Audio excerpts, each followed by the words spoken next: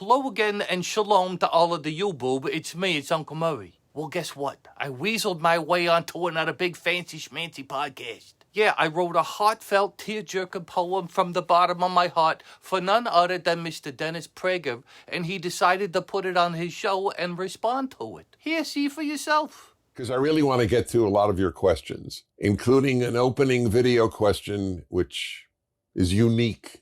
Let's put it that way. Okay, time for the questions. Okay, here we go.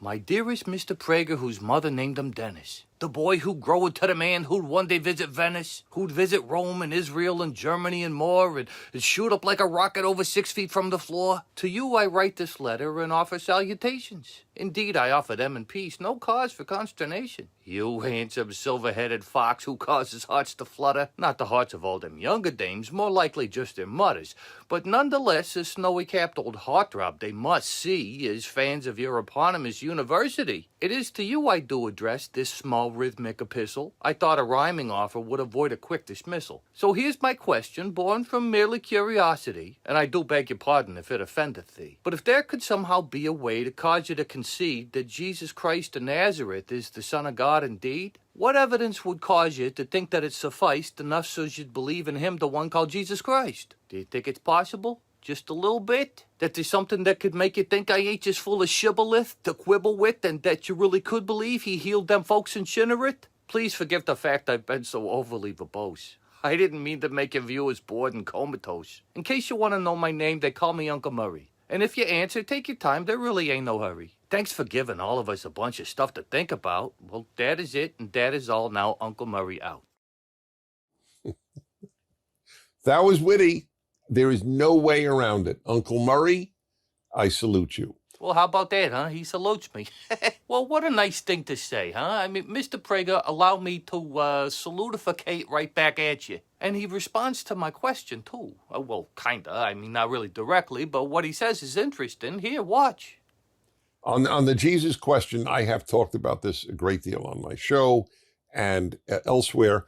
The only thing that I never debate is faith. Faith is faith. I have only one concern about people's faith, not whether it is true, because I know this sounds crazy because I love truth, but faith is not a truth statement.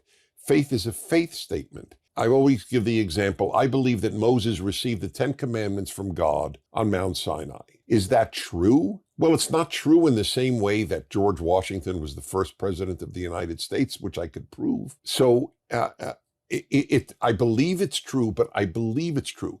I don't believe that George Washington was the first president of the United States. I know he was. I can't say I know Moses received the 10 commandments from God at Mount Sinai.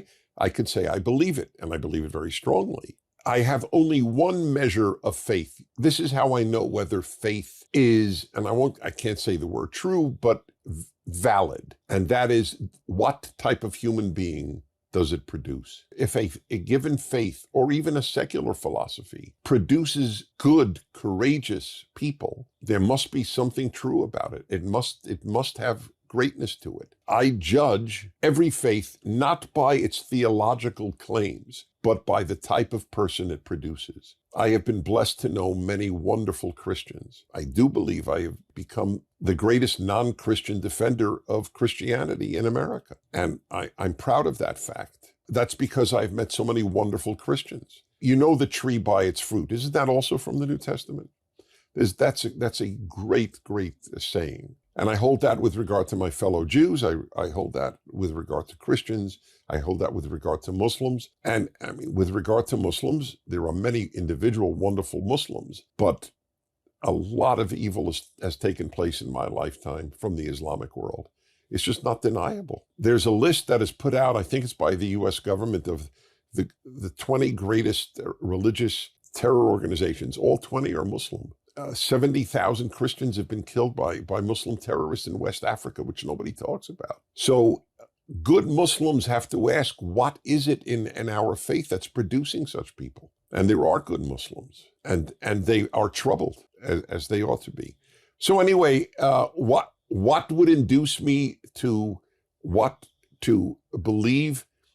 I do believe that Christianity, especially when done right, is a gift of God. I do. It was largely Christians who brought the Torah to the world. But I have many dialogues with Christians, which are probably on the internet, I think. Ask a Christian, ask a Jew, and you should all watch it if you're interested.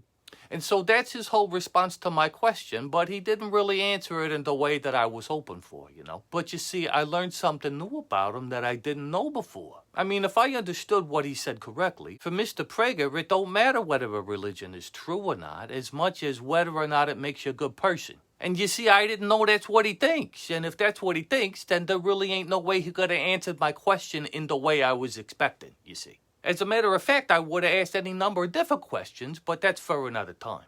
Because you see, I do believe that whether or not a religion is true is very, very super duper important, but Mr. Prager don't. And so that's something that we disagree about, and it's very helpful and useful for me to know that. Because it helps me understand where he's coming from a whole lot better, and the better we can all understand each other, the more likely it is that we can figure out how we can all get along with each other or make new friends. Or keep from jumping to false conclusions, maybe, you know, and ending a friendship too quick. Or maybe realize that we got to cut ties with some people too, huh? Yeah, sometimes that happens. You know, that we learn that we're different enough that it's better that we go our separate ways than to keep clunking our heads together and giving each other headaches. And so that can be a real good thing too. But it's easier to make good, informed decisions about all of that kind of stuff when we take the time to really listen to each other and try to understand each other the best we can, see? And so I'm glad I sent my goofy little poetificated question to Mr. Prager, because I learned something about him that lets me understand him better than I did before, and I think that's a good thing. Okay, so that's it, and that's all, and I'll talk to you later, okay? Okay, bye-bye.